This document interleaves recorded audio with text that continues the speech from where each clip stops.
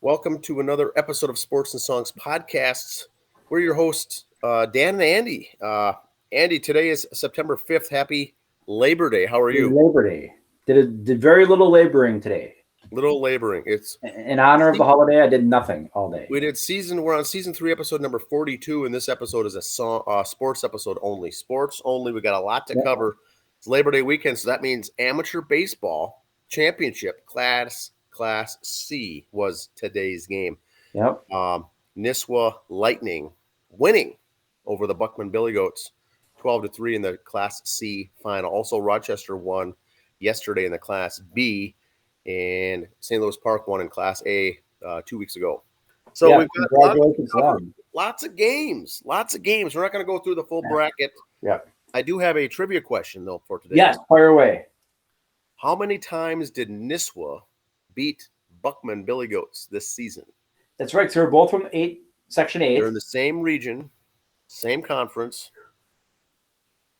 So, which we were kind of scared of earlier in the week. It could have been us and Waconia. Watertown and Waconia could have been in that same boat. There are some scenarios where you could get the same teams from the same region playing each other for the championship. I think it's pretty rare. I haven't looked into it, but boy, these teams from up north ended up in the finals together. Buckman versus Nisswa, the same region. Well, very few conferences or leagues have more than 2-3 teams eligible every year anyway. Yeah, we left out here in 7, where we had 4 teams. Nisswa almost didn't get out of the first round of the region. Right. I don't know if you heard this story or not, but they went up against Caleb Strack in the first round against Randall, the team who pitched that beat Watertown as a draftee from Sobieski. Sobieski, draftee from Randall last year. His named the tournament MVP was Caleb Strack. He pitched for Randall in the first round of the playoffs and had a one-hit shutout going into the 9th inning and a 2-0 lead over Nisswa Lightning. He struck out a guy in the 9th, walked 2, another guy struck out, and the next guy walked. They had bases loaded on a one-hit shutout. On a 3-2 count, the guy laces the ball to the wall and 2 runners score. Yep. All 3 scored. They went 3-2 on a walk-off. Hollywood ending. When Caleb Strack had a one-hit shutout going into that game to beat Nisswa and send him to the losers bracket, they came back and won 3-2. So their storybook ending, like you said. 2 hitters still, though. Gotta give him credit for that.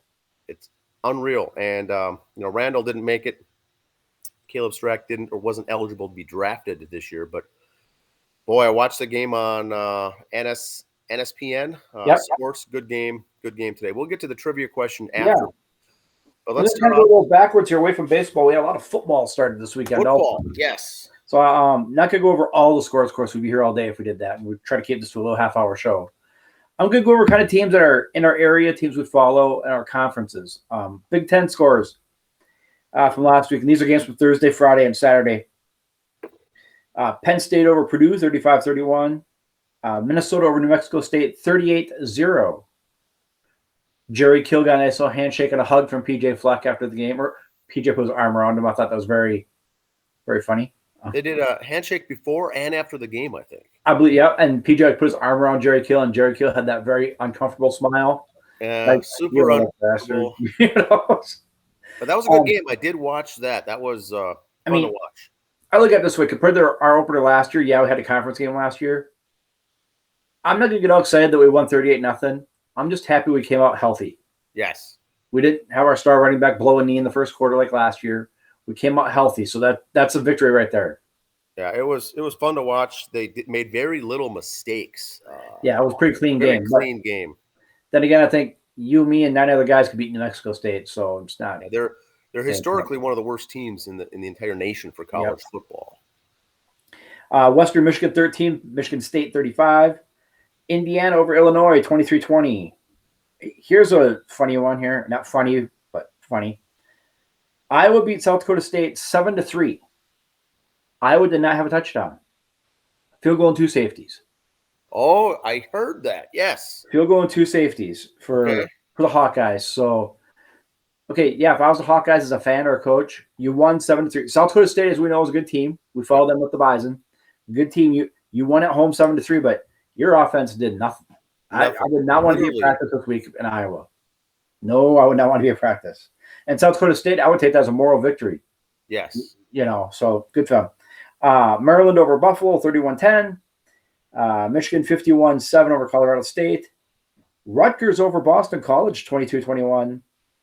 Nebraska over UND, as in University of North Dakota, 38-17. Wisconsin took care of Illinois State, 38 donut. And Ohio State beat Notre Dame, 21-10. Number 2 seed against, I think, Notre Dame was top 6, I think, 5 or 6 in the early rankings. So, and the thing was that Notre Dame fans would go, oh, look, we went against number 2 team earlier. We don't have a soft schedule. But the way the NCAA does it, when it comes bowl time at the end, they go, what have you done for me lately? Yep. They'll forget about this loss. Yeah, well, you tried, thanks. You could run the table and they'll be happy with you, or you could still lose another game. But Ohio State was football, so what have you done for me lately? So, and then Northwestern was idle. So we had that. We did have, so that's that for the Big Ten.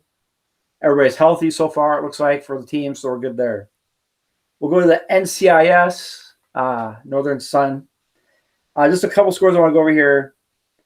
The Beavers lost 34-37 to Mankato. The game went back and forth whole game. It was a good game. Beavs had a lead, tied. Mankato came back, got the lead. Beavs got the lead. It was so back and forth the whole way. A very, very good game. Augustana beat Concordia 28-14. These were all conference games for them. They had no non-conference games to start. Southwest Minnesota State 21, Minnesota Duluth 31. Northern State beat Upper Iowa University 30 donut. Sioux Falls over Moorhead 27-14. Winona State over Minot State 24-10. And UMary lost to Wayne State 33-28. I got just a couple scores from Missouri Valley. We had the Bison. They won 56-14 over Drake. And there's one school in here. Now, not making fun of names or anything else. You always see these little schools and they thump someone. It's like, who are you people? Southern Illinois lost 64-29 to a school called University of the Incarnate Word. It's a Incarnate Word. Okay. Incarnate Word. Catholic. And I thought, I have never heard of this school in my life. And they scored 64 points. Wow. Had to look them up.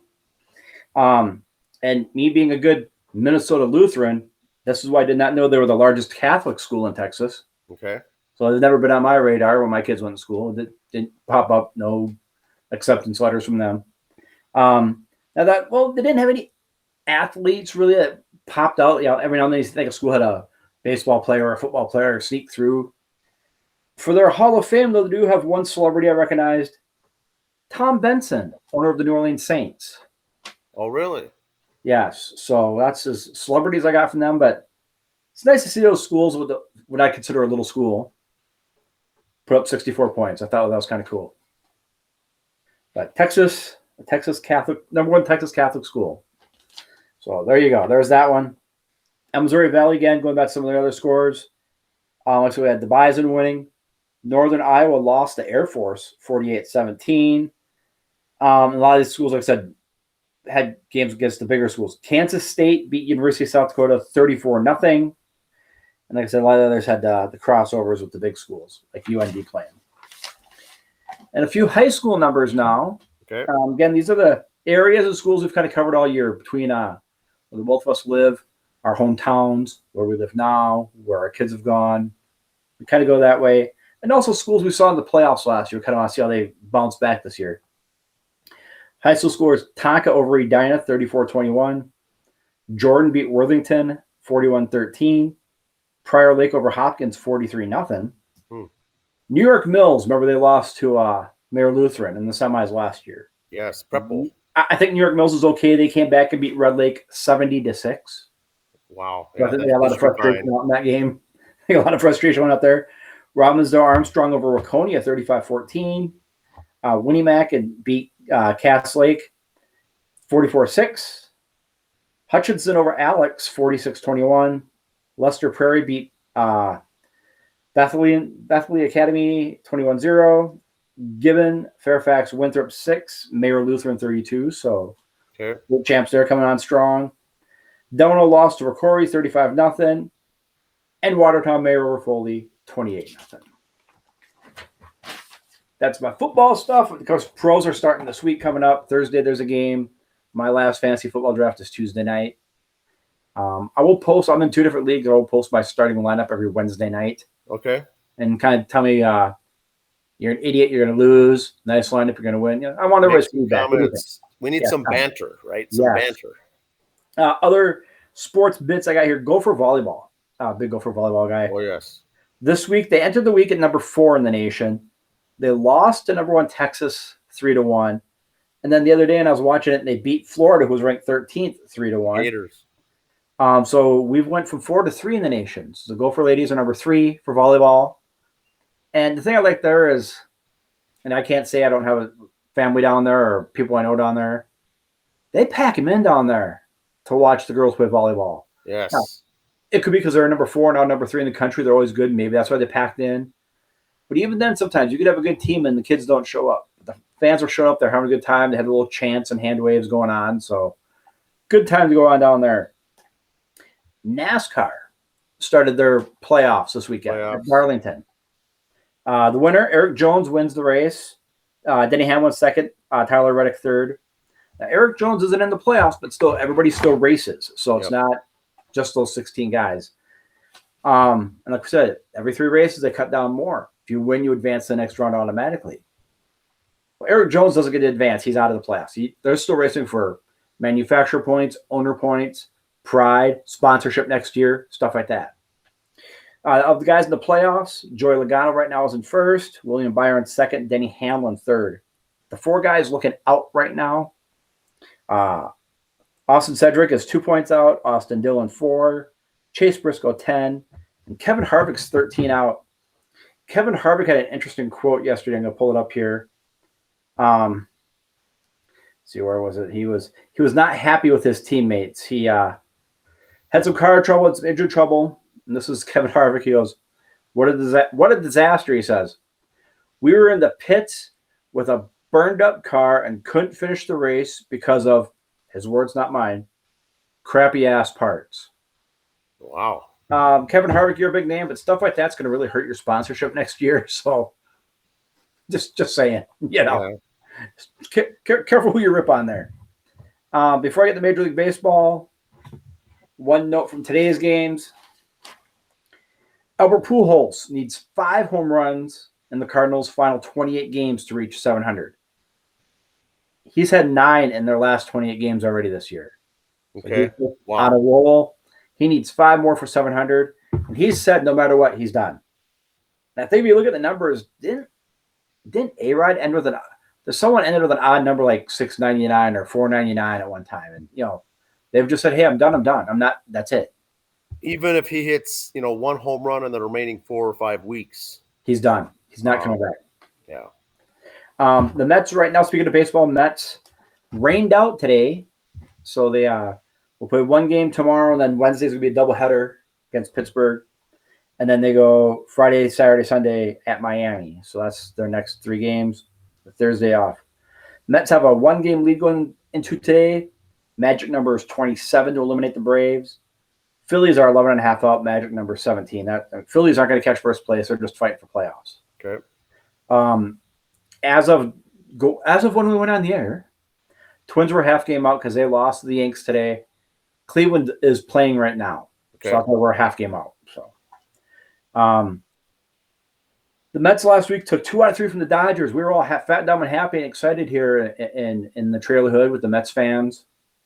And then we've proceeded to lose 2 out of 3 to Washington. So the games we should have won, we didn't. We could have just really put our foot on the throat and kept going down, and we didn't. I say we. Got my Mets blanket back here. We. But they got the Pittsburgh and Miami. Then I think after that they're home against Pittsburgh again and the Cubs for 7 after that. Not saying that's 7 wins, but that should be 5-2. Yep. You're at home. You got teams who are playing the AAA guys for spots next year, which our favorite teams have all been in that boat where they're playing the AAA teams for spots next year. One thing about the Twins I saw yesterday, I saw they had a 1-hitter against them, almost another no-hitter against the Twins. That's gonna be like 3 or 4 this year, isn't it? One hitters thrown against the Twins. There's a bunch. You know, so I feel kind of bad for them. But today was the anniversary when Jim Abbott threw his. I wouldn't be surprised if we see another no hitter by the end of the year because of, like I said, the AAA teams are being called up basically. And it's not going to be the stud pitchers who get it. Scott Erickson got his no hitter this time of year. We've had other pitchers throw no hitters against the up and comers, So just because you got your studs out there, they may not get it. It's going to be that, like for the Mets, TJ Walker can be the guy to throw it or something like that or something. And I remember right after we went off the air last week, I was reading later that night about Kenta Maeda will not be back this year. Yes, yeah, he will not. I see that post up going, hey, correction from the show. I saw that, he was throwing some bullpen sessions and he was throwing, I don't know what his pitch count was, because he was healthy, he's back, but just not with the velocity they need. And it's just too short of a window. They're going to just bring him back fresh next year. Now, The one guy we did have is Tyler Mahle. We got from the Reds. He came back from his injury, and they decided with a short time frame here not to do a rehab assignment down in the minors. Came right up and didn't make it through the second inning, and now he's placed on 15-day disabled list again with some shoulder inflammation. And so all these things are all risky propositions. They said no rehab assignment for the Saints. Just come on up here and start. Well, that's the game we got no hit until Arraez broke up the no hitter in the ninth inning with 2 outs. So it's interesting. What do you do? And like the Twins too. Now we've got the Yankees on the road. We've got Cleveland here for 2, and then I think the Royals, and then we go to Cleveland to play a 5-game set, including a double right there. It always comes down to Cleveland to kill us at the end too. Those 5 plus 2, those 7 games are going to be huge because they're going next. Playoffs. That's the best of 7 series right there. Let's just call it that way. Yeah, whoever comes out ahead of those 7 games will win the division. That's about it. And then the White Sox are crawling right up their back as well. They're right in the hunt. So they're saying you two beat each other up. We'll just kind of sneak on by you. Yes, that's what we're also hoping for. But like you say, injuries could be key. Who's healthy, who's not. It's going to be a fun time of the year. I got one question for you about the one hitter for the Twins yesterday, or one hitter against the Twins yesterday. It's 13-0. It rises up. We've talked about the unwritten rules in baseball. Are you trying to get a hit still if you're a rise, or are you just trying to go through the motions and get the game? Because it was a second game of a doubleheader. It's been a long day. Do you maybe just stand there and let him see if he can strike you out? Do you kind of wave at it? Do you try to get a hit? What do you do? I think with a rise, he's up there trying to get a hit because he's a competitive guy, and he's going to try to do everything he can to break up that no-hitter. But should those guys have even been in the lineup? We had a couple guys pulled out early. There were some pinch hitters in there. We had some infield guys pitching at the end of the game. Well, the one guy tried to hit for us to get him out of the game in the batter's box. Jermaine Palacios came in and pitched. Nick Gordon came in and pitched. The game was out of hand, but he gave up a grand slam and another home run, I think. So it got ugly, but I'm glad that I did have Dylan Cease starting on my fantasy team. So I wasn't all that down and out. It's all about Dan, right? It's all about your fantasy teams this time of year.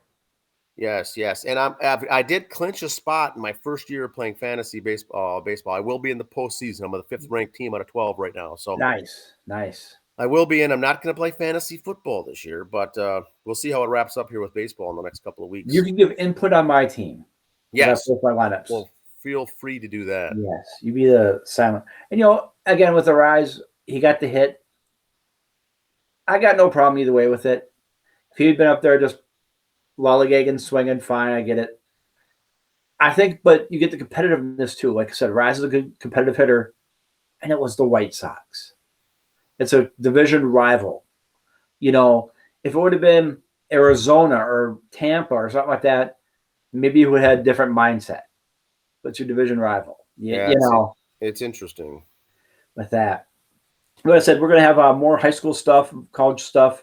What I'm going to try to do this week a lot, because we can't go over all the scores all the time. Maybe Wednesdays on Instagram, I might throw like a NSIC weekly update, for just that conference.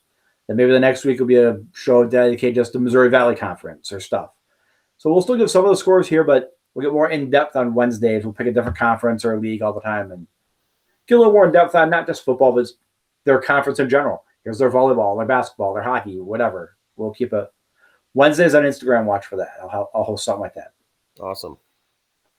And if I said in the past, if we're missing your high school football team or high school team, and you want us to give them a shout out, drop us a message going, "Hey, what about my high school?" And insert school here. We'll mention them. Your college, if you not here in Minnesota watching, hey, how come you don't mention our school over here, or University of Cleveland State or whatever? Let us know. We'll mention them. Trivia answer, sir. So we've got trivia question. Trivia question was this: Nisswa today beat the Buckman Billy Goats 12-3 in the Class C state championship game in Faribault. How many times did they beat them this year? The answer was 3. 3 times. So they beat them. They beat them 15-3, 10-4, and now 12-3. So twice in the regular season, home and away, same conference, same division once again. And, so they didn't play their division playoffs. They just and then they beat them again, very handily. But now you got draftees, draft picks, and everything else. I was able to go to Dundas for 3 straight games on Saturday, and boy, was that a treat. Perfect weather, really good games. Friday night was a good game in Faribault too. St. Patrick game was unreal. The Jordan Brewers game was unreal. Watching this Nisswa team hit was good.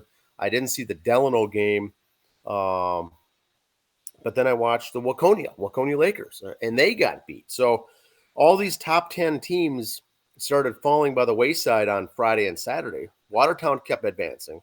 Yep. The rest of the top 10 teams left, and you get Nisswa versus Buckman Billy Goats. Neither are ranked in the top 10 playing for the championship. I mean, I got excited here as a Watertown fan. I saw we advanced. Yay. Yep. Go Red. Then I saw Waconia lost. Thought, okay, here's our shot. Because we played Buckman, who basically had to play a doubleheader. Yeah. We played the first game. They played the winner. So that who we're playing was basically playing a doubleheader. So this could be our chance. That was a tight game. Okay, we got it. And then, kind of your conference, your team's out. So I started cheering for Delano then because they're the local team. Yes. So I thought it'd be neat to see Watertown, Waconia, 10 miles apart, 2 teams. And that would have been fun too if Delano would have won it. And now they get to host it next year. They're one of the host cities next year. That would have been kind of cool. Defend on your home turf type of thing. That would have been kind of neat to see. And next year is the 100th anniversary of the Minnesota State Baseball Tournament. So Dundas, Delano and Litchfield are hosts next year. That should be also close for us, fairly close for us. Who's the third school? I can't remember. I don't know yet. I saw I don't know if they have it named yet, but those they have. Kip had it up earlier. And Kip has happy also belated birthday, Kip Kovar. Nice. They had a. We won't cover it now tonight on the show, but the all-tournament team for Class C was some really big names, good names, guys with some huge numbers. This Nate Deshane hit 3 home runs in a game on Saturday in one single game for Nisswa.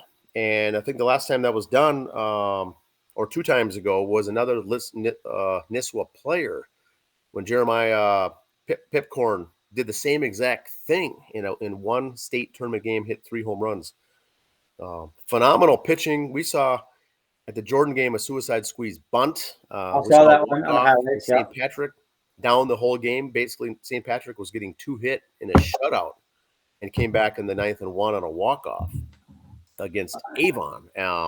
That's cool. The other team. Real good games. The DC Saints are the other team that's going to be hosting. Dassel Cokato, okay? Yep, them, Delano, and Litchfield. So those are our 3 hosts next year. So that will be fun. And once again, it's those region tournaments that make or break it. And then you get the draftees because these state tournament teams, once you get into the state, they're a little different with the different pitching that they've got. Whether you're going to use the pitching, whether you're going to use your own pitching.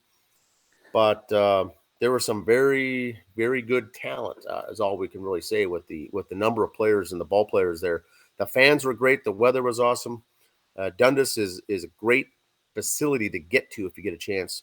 Faribault also with the improvements that they've done, and Meadville is always one of the top. But Rochester Royals beat Champlin Park in Class B on Sunday, so they're the champs there. They beat them twice in the tournament, but congrats to Nisswa. Town Ball Tuesday is also going to be putting together his all flow team Yes. as well with the best hairdos. I got to see some good flow at the ball games too. Beautiful. One thing, a little note. There was a game last week, the 21 inning game. Yes. We were sitting next to a gentleman when we were in Faribault on Friday. One boy stuck around for the whole game, and you know how you get $1 for a foul ball. Yep. Young man raked in over $80 that night. Really? He was the only game in town to get foul balls after the 9th inning. So he did. He was a one-man show. Oh, Drake! Now the IRS is going to knock on his door. That is tremendous. Yeah, I think they made like $80-some that. So, yeah, that's a lot. That's a lot. But a young businessman right there. Fun stuff. Like I said, we'll be following up the college and high school football, pro football starting here Thursday. Vikings play Packers on Sunday in a big game. Get that out of the way. But that's all I've got for sports here. Anything else for you? Closing remarks? No, just watch on Wednesdays on Instagram. I'll be posting something. I'll pick a different conference or league all the time and kind of give a college update on what's going on. Could be a Division I school, might be a Division III school. Who knows? And I won't know till Wednesday when I get home from work and look it up. So starting this week also, Wednesday night is the Twin Cities Fall Baseball League. 9 teams in the league. They all play 12, 13 games in the fall league, 9-inning games. And you'll start seeing some of these guys who just got done with the amateur baseball, town ball, come down and play. It's basically a 28 and over league. That starts this Wednesday as well. So fun games. If you just love baseball, go out and watch it. Free to get into those games as well. There's a website and everything. We're promoting that as well. We'll put a link up to that. That's all I got. We will see you Thursday for the songs part. Songs episode. All right. Sounds good. Have a good week. See ya.